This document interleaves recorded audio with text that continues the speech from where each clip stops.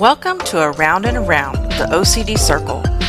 My name is Elizabeth, and I have been living with obsessive-compulsive disorder for over 60 years. I am not a therapist or a member of the medical community. I am just an ordinary person like yourself who will be sharing my thoughts and experiences with you, with the hope that you will feel less alone. If you don't have OCD, I hope you will learn some information that will help you understand this disorder better. Some of the topics I will be covering may be triggering for you as a listener. If so, I apologize in advance. Since I don't know what your triggers are, please refer to the episode summary in the show notes before listening to each episode. If at any time you feel like hurting yourself or ending your life, please call the 988 Suicide and Crisis Lifeline by dialing 988 if you are in the United States. It is open 24 hours a day, and you will be connected with the nearest crisis center to receive immediate counseling and local mental health referrals. Now, on to today's episode.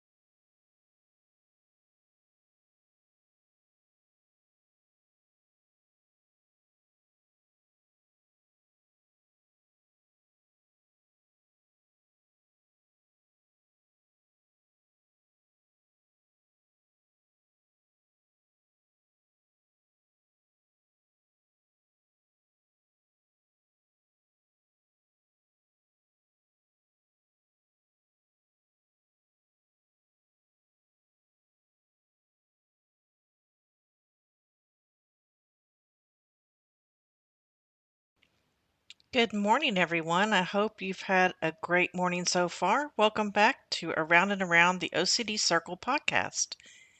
I want to remind you that this podcast now has a Facebook page where we can discuss OCD with others who also struggle with this disorder and understand. The link is below in the show notes, along with my other social media links.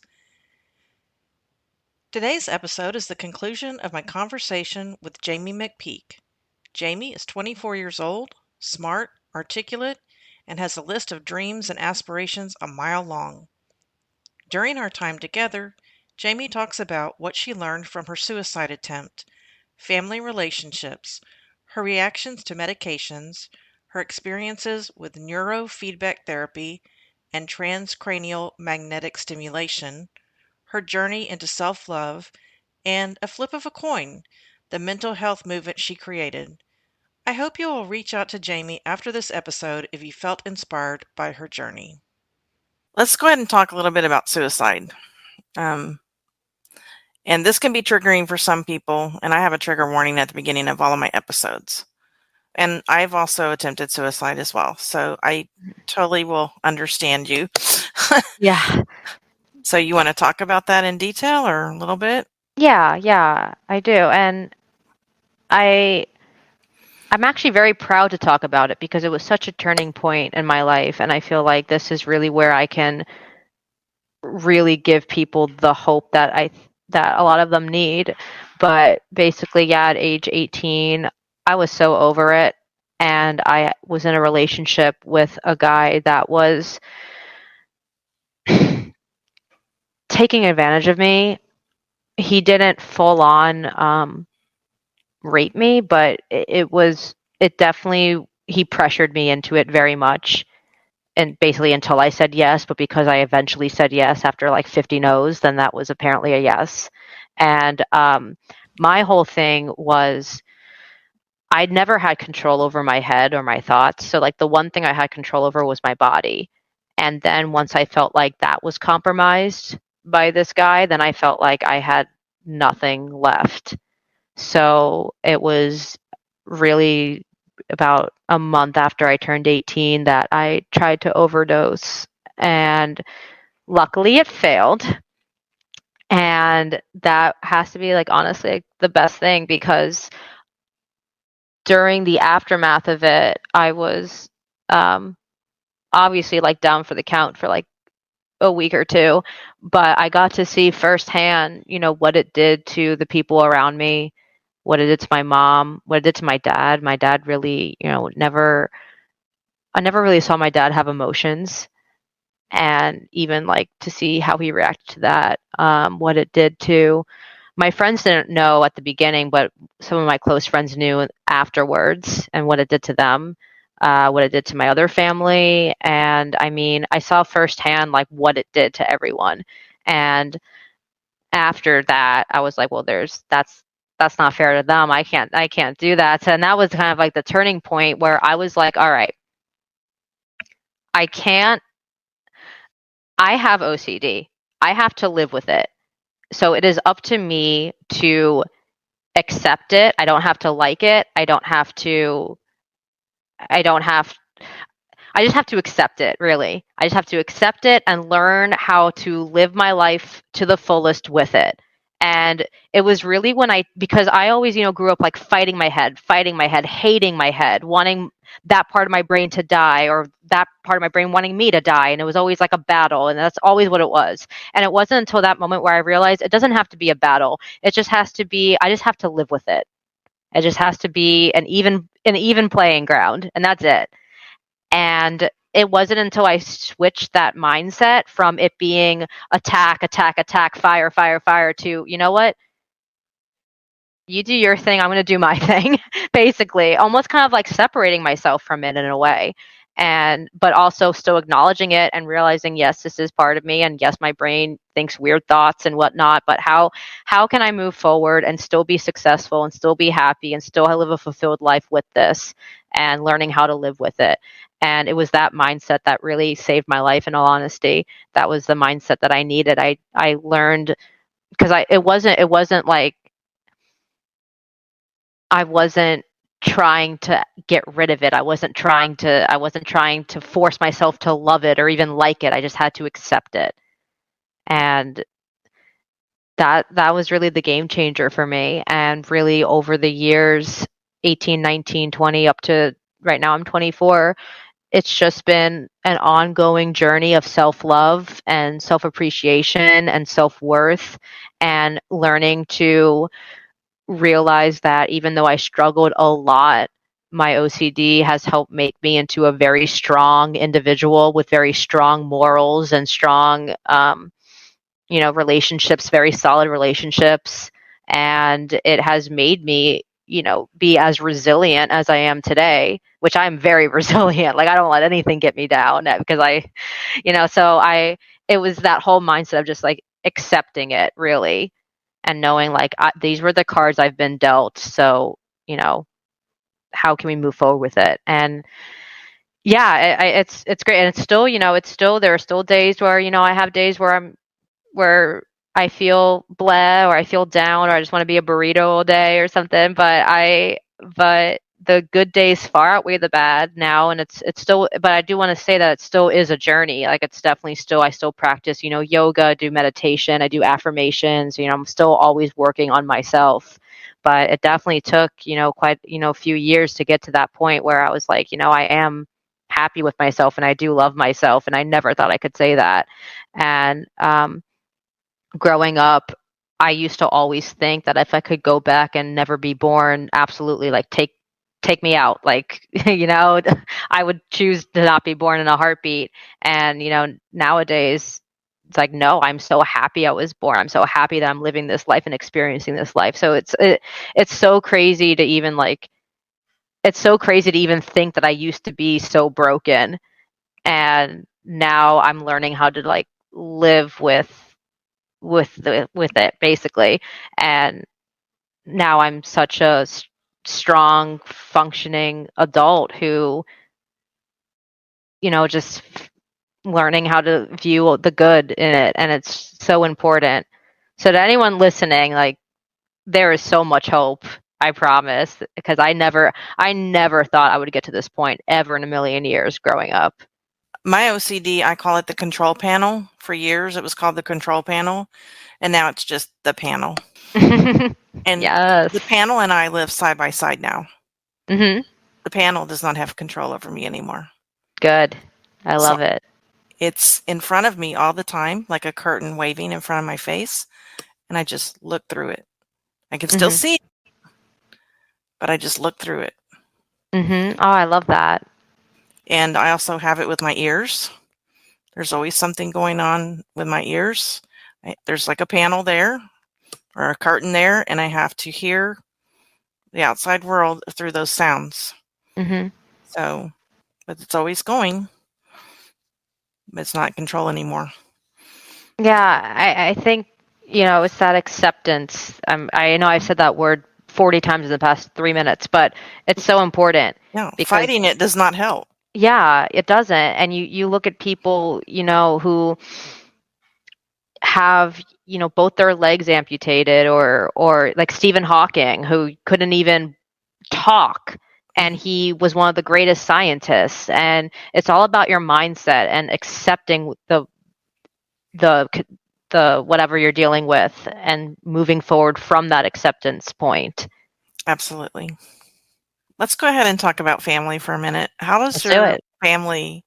I already know about your mom. And your dad. I guess a little bit. You've talked about him, but you're engaged to be married, I hear. Yes. Yes, And I how does your am. fiance deal with all this? Did he know you had OCD when you got together, or did you wait a while to tell him? Or it's a very personal thing. Mm-hmm. Yeah, and we went on our first date, and I did not. It wasn't like I told him like right off the bat, but by our second date, I did, because we clicked very fast, and we started having very, very deep conversations on our second date.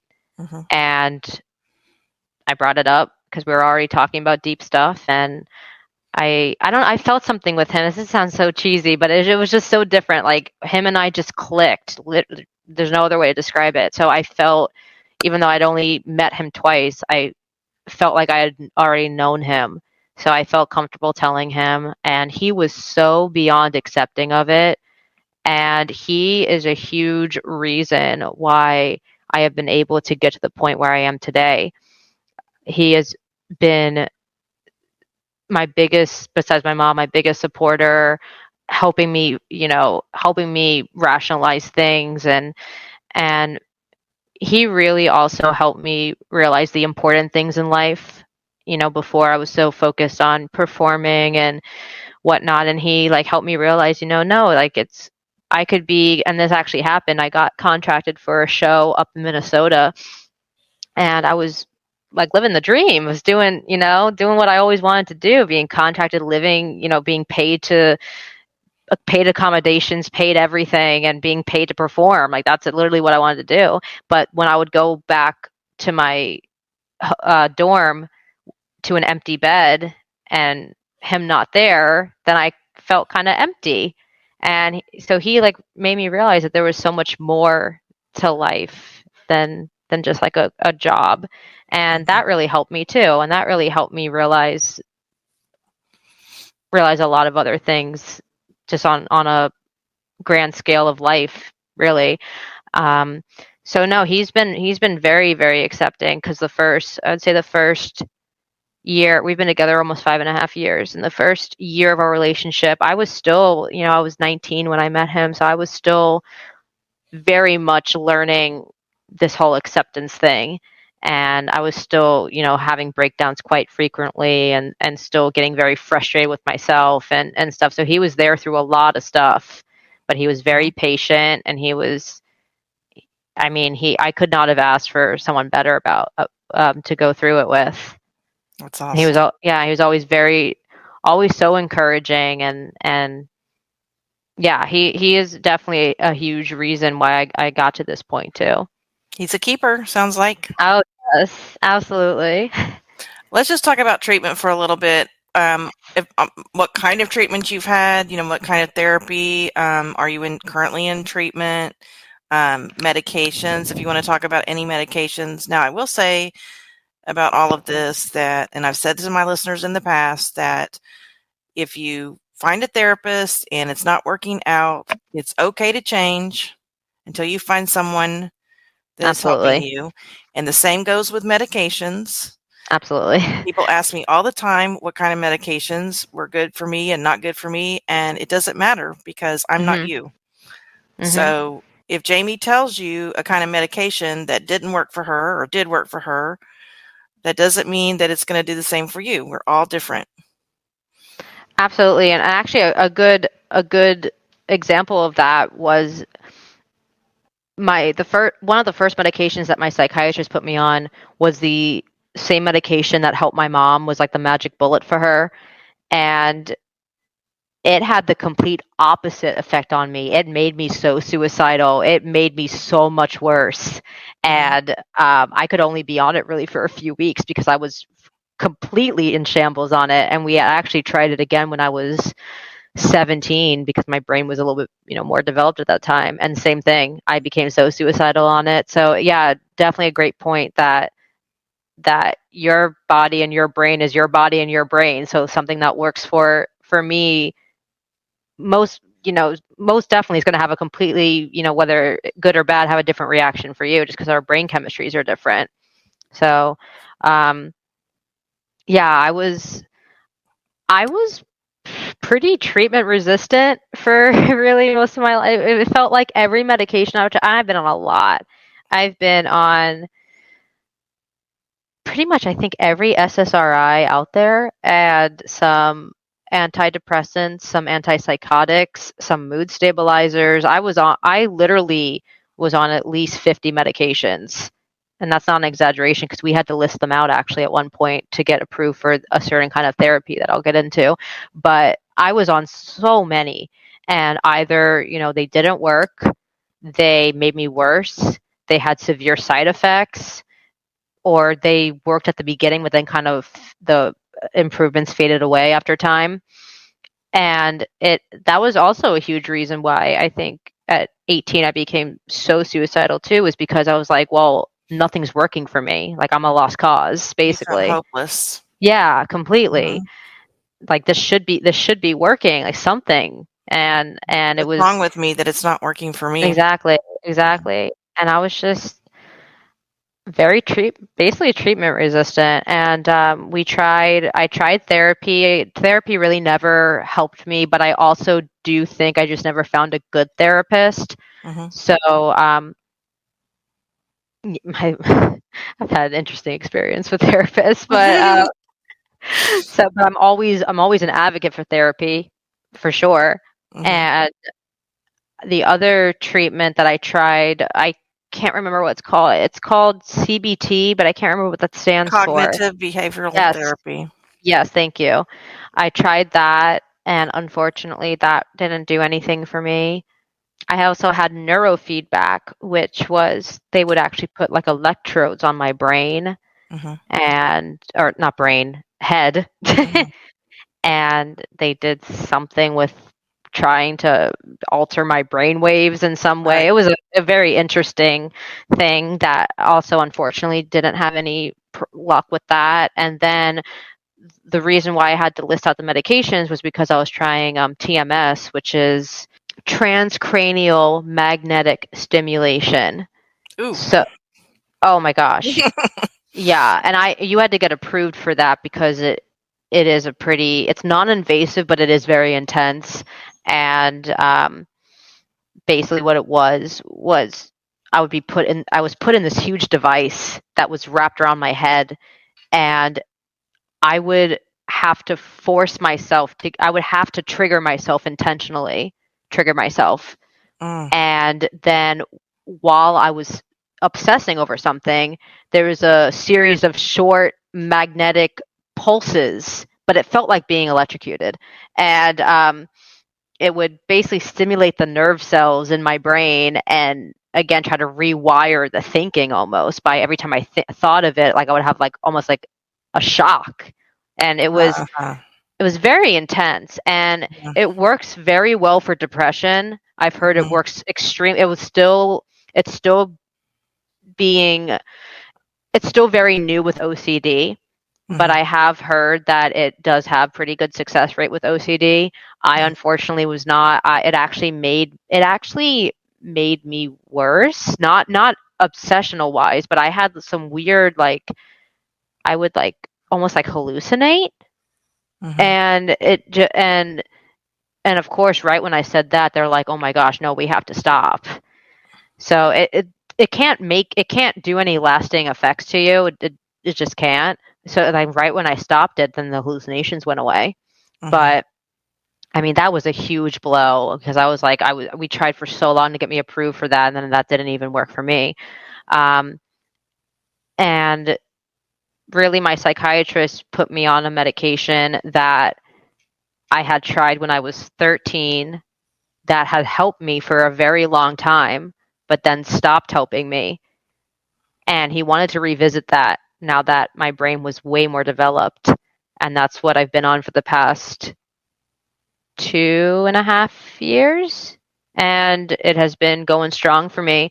But again, I don't know if it's been going so strong for me because of the medication itself, or if again I've become so much more accepting of it and learning how to live with it and rationalizing things on my own and stuff. So again, I'm not one to ever say medication's never going to do 100% of the work for you. That's, just not how it works.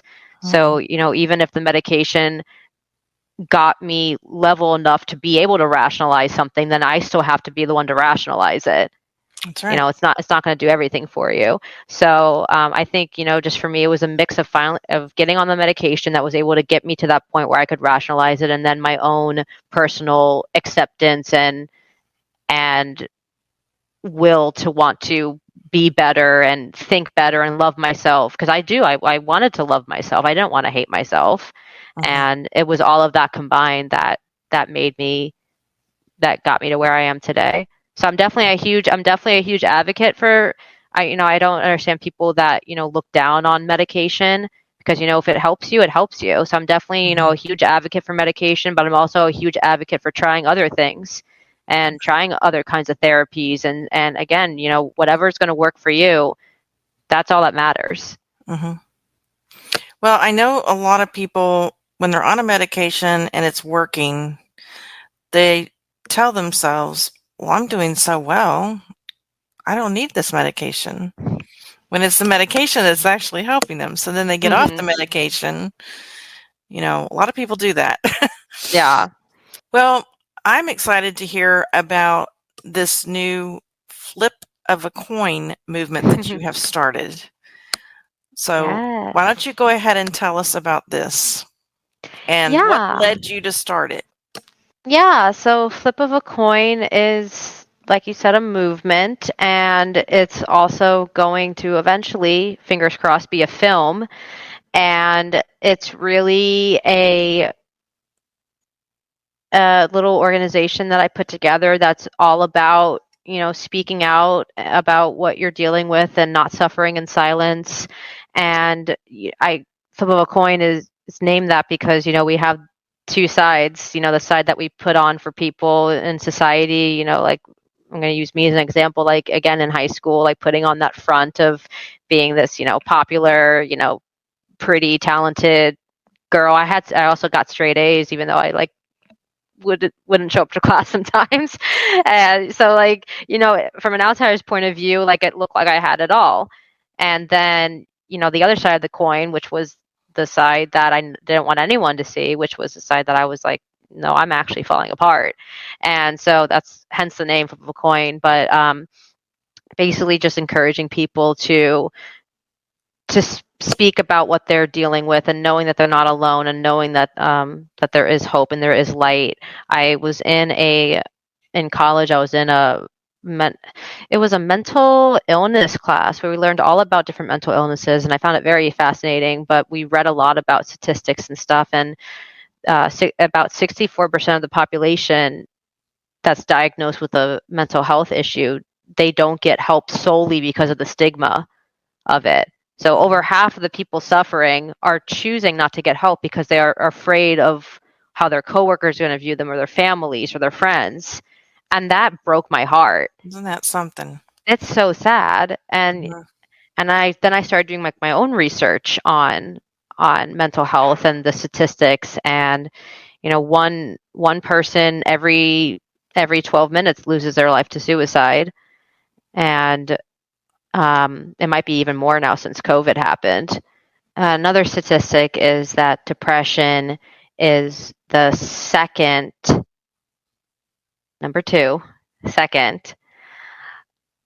leading cause of disability, as measured by, it's called the YLD, which is years lived with disabilities.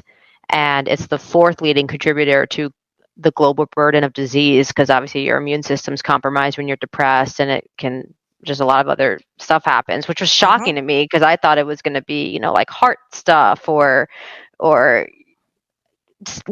almost anything else. So to realize that depression was so far up there, it was just all these statistics coming out. And this was also the time, this was college now, where I had that revelation and was working on myself, and then learning that all these other people out there are suffering just like I suffered, and unfortunately they weren't as lucky as me and are losing their life to suicide. I'm like, well, I have to do something.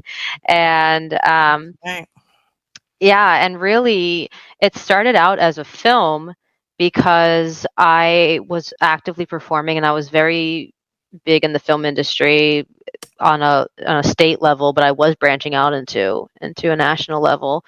And I had a lot of connections in the film industry. So I had this idea for a script, and I got in contact with a screenwriter, and she wrote the entire script. So I have like a whole film literally written about this. But then once COVID hit, I focused more on the community aspect of Flip of a Coin. So I have a support group on Facebook called Flip of a Coin Support Group, and I do Feel Good Fridays, where we do like a little 15-minute yoga session on Fridays together. I have Motivational Mondays, where we do affirmations in the mornings on Mondays, and I have What's Good Wednesdays, where we all share something good that happened to us during the week. But it's very active community where we talk about, if anyone has something they need to get off their chest, it's a safe space, no judgment, and just kind of focusing, on that aspect, just the community aspect, and raising awareness for it, because I feel like a lot of people can benefit from it, and hopefully be encouraged by it, encouraged by my story, and encouraged that just because you're in a dark place right now, it's not going to last forever. That's right. And that's just amazing. And I did see the trailer, by the way. I did see the trailer, Yes. and I was just like, oh my gosh, it reminds me of me. Yeah. And You know? the film is going to be really good. I definitely want to, again, I don't know when it's going to happen, because making a film is very expensive, which Yes, is of why I course. have like a GoFundMe, and I have a website which you can go access the GoFundMe through there. But really the film is kind of sort of like based off of my life, but so films are in thirds. So the first, third of the film, kind of, I'm not going to give too much away, but the first third of the film, shows society's point of view of, a girl who seems to have it all, friends, she's pretty, she has great grades, she has a loving boyfriend, etc., etc. And at the end of the first part of the first third, she takes her life. And it's kind of like, well, what the heck? Like, why? And then basically the second third of the film is reliving that exact same day, but through her eyes. And so it's the exact same sequence of events and everything, but now through her eyes. Mhm. And then the third is the realization that she did lose her life to suicide, and is showing everyone's reactions. And that's really the take home message of, speak out, don't, because she didn't tell anyone in the film, she didn't tell anyone that she was suffering. Mhm. So the main message of the film is to speak out, and don't just suffer in silence, because you're worth way more than that, and there are people that can help, and people that care about you, and want you here, and want you happy. So every penny that I raise for that, through the GoFundMe, goes right to camera equipment, and an editor, and a cinematographer, and et cetera, et cetera, et cetera. Because I do want to make that movie happen, because I feel, a lot of people look at entertainment as kind of like an escape, Mhm. and I feel like that would be a really great way to not only encourage people who are suffering to speak out, but also to show people who don't have a mental illness just how debilitating it can be to Mhm. live with one. That's right. So I want it to also be an educational project as well, film. Mm. That's great. Where can listeners find you on social media? I'm going to put it in the show notes, but why don't you go ahead and just tell us where they can find you if they want to contact you or anything like Yeah, that. yeah. So you can find me on Facebook or Instagram. I'll spell out my name because it's kind of a unique spelling, but it's spelled Jaimi. So there's no E there, and then the last name is McPeek, and my Instagram is JAIMIXOXOXO. Okay. I made that when I was in freshman year of high school, and the actual project, Flip of a Coin, the Instagram is Flip of a Coin Film, all one word. And the actual website for that, where you can see the trailer, you can see the inspiration behind it, how it came to be, you can see the GoFundMe, etc., is flipofacoin.info. And that's where you can find that. And and then also the support group on Facebook. If you just type in like Flip of a Coin support group, it should pop right up. Awesome. I always ask my guests this at the very end of the show. If there's any word of wisdom you would like to leave with our listeners who are living with OCD, or the people who are not living with OCD but know someone who is. Yeah, I Um, mean, gosh, there's so much that I have learned, and I think the first thing is realizing that you're not less of a person for having this or going through this. you're just as valid as anybody else, no matter what your mind tries to tell you. And an internal bully is just as bad as an external bully. So just, again, realizing that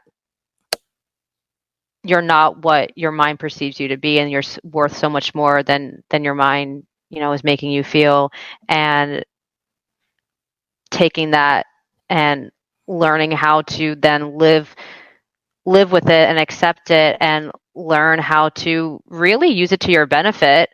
And just even doing that and even living your day to day just shows how strong you are. And it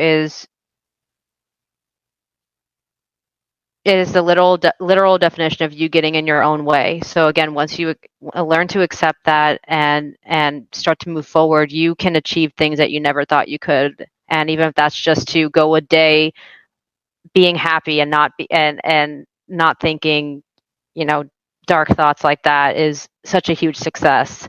And achievements and success looks different for everyone.